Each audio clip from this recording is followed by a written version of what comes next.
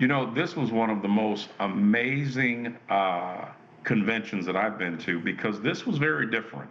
I almost had dreams of watching WWE, and oh, by the way, Hulk Hogan happened to be there to speak on Donald Trump's behalf.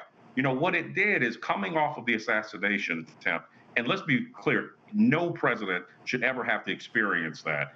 But what it did is it almost made Donald Trump almost like some kind of martyr, where now he's got the sympathy vote, the vote that he didn't expect to get. He's now got that vote, and I think what the deal. If you looked at the convention, it was a play of what Republicans, the old country club Republicans, those Republicans that were your CEOs. You really didn't have that environment last week.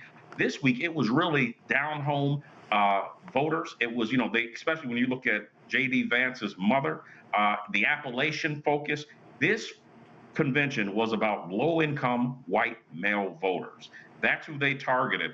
And the opportunity with that is that typically is not the group that you would think of when you think of a Republican Party. And so this was monumental when you look at the fact that people like Dana White, and when people like, when you think of UFC, their founder, their president supporting Donald. When you think of Kid Rock, who comes from my state, Michigan, they were speaking to a language, and I think that's why the president picked J.D. Vance coming out of Ohio, because he's saying to Middle America, we finally hear you and we support you. And I think if the Democrats are not careful, this could have a big impact come November.